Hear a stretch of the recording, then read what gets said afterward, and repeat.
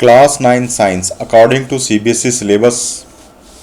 इस वीडियो में हम पढ़ेंगे chapter 2 is matter around us pure part 3। इस वीडियो का हमारा टॉपिक है separating the components of a mixture. एक मिक्सचर के कंपोनेंट को सेपरेट करने के लिए हम डिफरेंट मेथड का यूज़ करते हैं, जो कि है evaporation, centrifugation, separating funnel method, sublimation, chromatography. First method है evaporation. Basic principle, evaporation is used to separate solid substance that has dissolved in water and any other liquid. Evaporation method का use water या फिर किसी दूसरे liquid में dissolve solid substance को separate करने के लिए किया जाता है। इवेपोरेशन मेथड को समझने के लिए हम इस एग्जाम्पल को रीड कर सकते हैं। Ink is the mixture of dye and water. Ink dye और वाटर का मिक्सचर है, यानी इंक डाई और वाटर का मिक्सचर है। Out of water and dye, water evaporates but dye is left behind in china dish. Water और dye के mixture को गर्म करने पर वाटर इवेपोरेट हो जाता है और डाई चाइना डिश के अंदर प्राप्त हो जाती है। इसको हम इस डायग्राम से समझेंगे। यह एक बर्नर है और बर्नर के ऊपर एक बीकर है जो कि हाफ पानी से भरा हुआ है। इसके ऊपर चाइना डिस्क है और इसमें हमने कुछ इंक ली है।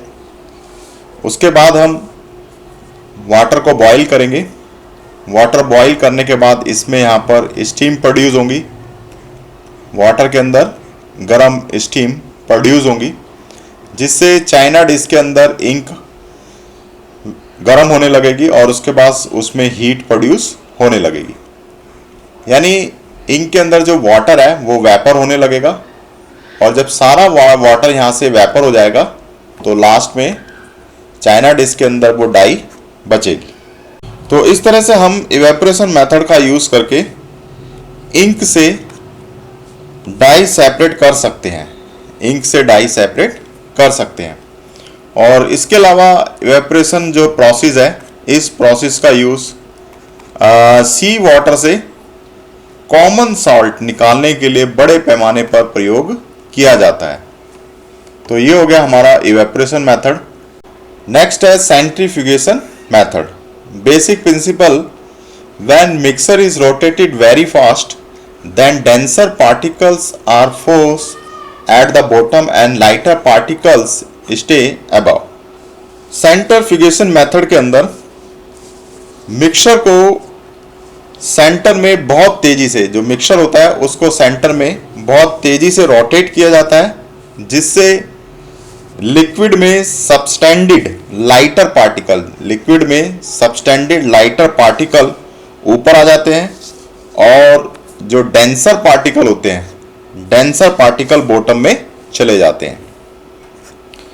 विलेजेस में मिल्क से क्रीम निकालने के लिए सेंट्रीफ्यूगेशन मेथड का लंबे समय से प्रयोग होता आ रहा है। इसे हम इस डायग्राम से समझते हैं। अर्थन पोट यानी मिट्टी का मटका, इसमें मिल्क लिया गया है यहाँ पर और मिल्क को सेंटर में तेजी से कुछ समय के लिए रोटेट किया जाता है। यहाँ पर सेंटर में मिल्क को रोटेट किया जाता है बहुत तेजी से, जिससे मिल्क में प्रेजेंट क्रीम जो कि लाइटर पार्टिकल होती है ऊपर आ जाती है। हम देख रहे हैं यहाँ पर जो क्रीम है जो कि लाइटर पार्टिकल से बनी होती है वो ऊपर आ जाती है और स्किम्ड मिल्क जो कि डेंसर पार्टिकल का बना हुआ होता है वो बॉटम में चला जाता है, यहाँ पर बॉटम में चला जाता है। और फिर क्रीम को सेपरेट कर लिया जाता है। ये जो क्रीम है यहाँ से इस क्रीम को सेपरेट कर लिया जाता है। सेंट्रीफ्यूगेशन मेथड की कुछ अदर एप्लीकेशंस है। Use in diagnostic labs for blood and urine test. Diagnostic labs में ब्लड और यूरिन टेस्ट के लिए इसका यूज़ किया जाता है। और use in dairies and home to separate butter from cream. Dairies और होम में क्रीम से बटर सेपरेट करने के लिए। Use in washing machine dryers to squeeze out water from clothes.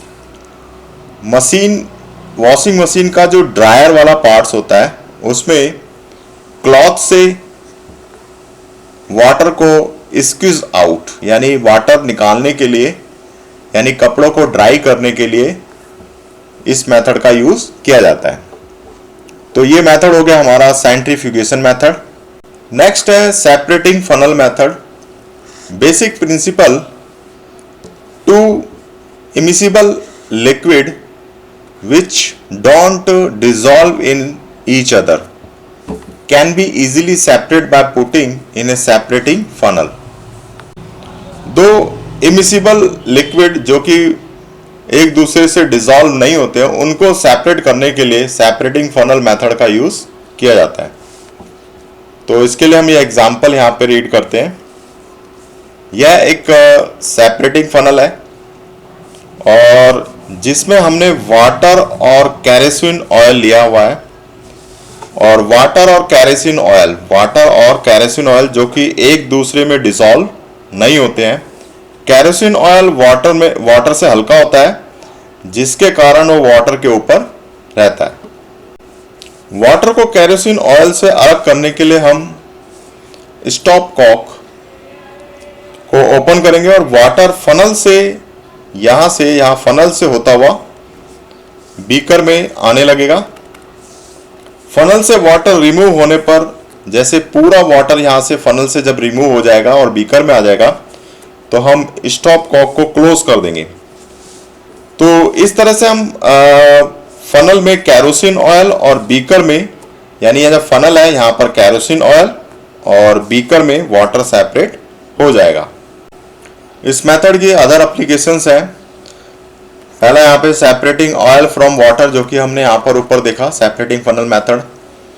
और नेक्स्ट है extracting of iron from its और से आयरन रिमूव करने के लिए भी, यानी एक्सट्रैक्ट करने के लिए भी हम इस मेथड का यूज करते हैं। तो ये हो गया separating funnel method. Next method है sublimation. Basic principle, out of two component one will sublime, direct convert to gas from solid and other will not। यहां पर दो कंपोनेंट जिसमें से एक सब्लाइम हो जाता है और दूसरा जो है वो सब्लाइम नहीं होता है। तो इस तरह के जो दो कंपोनेंट होते हैं उसको सेपरेट करने के लिए हम सब्लिमेशन मेथड का यूज करते हैं। तो सबसे पहले हम समझते हैं कि सब्लिमेशन क्या है। यदि कोई सब्सटेंस डायरेक्ट सॉलिड से गैस में कन्वर्ट होता है, डायरेक्ट सॉलिड से गैस में कन्वर्ट होता है या फिर गैस से सॉलिड में कन्वर्ट होता है, तो इस प्रोसेस को हम सब्लिमेशन कहते हैं। अधिकांश केसेस में सब्सटेंस पहले सॉलिड से लिक्विड, यानी अधिकांश केसेस में जो सब्सटेंस होता है पहले सॉलिड से लिक्विड में कन्वर्ट होता है और लिक्विड से गैस में कन्वर्ट होता है, या फिर इसका हम रिवर्स देखें तो गैस से लिक्विड और लिक्विड से सॉलिड में कन्वर्ट होता है। किंतु जो सब्लिमेशन प्रोसेस है इसमें सब्सटेंस सॉलिड से लिक्विड में कन्वर्ट नहीं होता, यानी सॉलिड से लिक्विड में कन्वर्ट नहीं होता है, बल्कि डायरेक्ट गैस में कन्वर्ट होता है। सॉलिड से डायरेक्ट गैस में कन्वर्ट होता है या फिर गैस से सॉलिड में कन्वर्ट होता है। तो इस मेथड को हम इस एग्जांपल से समझते हैं। Ammonium chloride and sodium chloride जिसे हम कॉमन सॉल्ट भी कहते हैं, mixture can be easily separated by heating so that ammonium chloride सब्लाइम्स but common salt remain behind. Ammonium chloride और सोडियम क्लोराइड के मिक्सचर को जब हम गर्म करते हैं तो अमोनियम क्लोराइड सब्लाइम हो जाता है, यानी अमोनियम क्लोराइड जो होता है वो सीधा सॉलिड से गैस में कन्वर्ट हो जाता है और उसके बाद सोडियम क्लोराइड आसानी से प्राप्त हो जाता है। तो इसको हम इस डायग्राम में समझते हैं। बर्नर के ऊपर हमने एक चाइना डिश ली है और इस चाइना डिश के अंदर अमोनियम क्लोराइड और सॉल्ट यानी सोडियम क्लोराइड का एक मिक्सचर हमने लिया हुआ है और इस चाइना डिश को हमने इन्वर्टेड फनल से कवर कर दिया है और इन्वर्टेड कवर को ऊपर से कॉटन प्लग के द्वारा क्लोज कर दिया है। उसके बाद जैसे ये मिक्सचर गर्म होगा तो इसमें अमोनियम क्लोराइड वेपर होने लगेगा, सॉलिड से वेपर में यानी सॉलिड से गैस में कन्वर्ट होने लगेगा और यहाँ ऊपर आकर कूल होकर के दोबारा से गैस से सॉलिड में कन्वर्ट हो जाएगा और हमें चाइना डिश के अंदर सोडियम क्लोराइड, चाइना डिश के अंदर सोडियम क्लोराइड यानी कॉमन सॉल्ट हमें प्राप्त हो जाएगा। तो इसी प्रकार कैम्फर यानी कपूर, नैप्थलीन, एंथ्रासीन और सोडियम क्लोराइड को सेपरेट करने के लिए सब्लिमेशन मेथड का यूज किया जाता है। तो ये हो गया हमारा सब्लिमेशन मेथड। अब बात करते हैं chromatography. Basic principle, colored component of a mixture can be separated by using an absorbent on which they are absorbed at different rates। एक मिक्सचर के कलर कंपोनेंट को एब्जॉर्बेंट या फिल्टर पेपर, एब्जॉर्बेंट जिसे हम फिल्टर पेपर भी कहते हैं, absorbent या फिल्टर पेपर से सेपरेट किया जा सकता है क्योंकि अलग अलग कलर का अलग अलग रेट पर एब्जॉर्ब होता है। इसको हम इस एग्जांपल से समझते हैं। हमने एक थीन और लॉन्ग फिल्टर पेपर लिया और फिल्टर पेपर के एक किनारे पर हमने पेंसिल से एक लाइन ड्रॉ की और उस लाइन पर ब्लैक इंक का एक ड्रॉप, यहां पर हमने एक ब्लैक इंक का एक ड्रॉप डाला। अब इस फिल्टर पेपर को एक ग्लास जार में लटका दिया।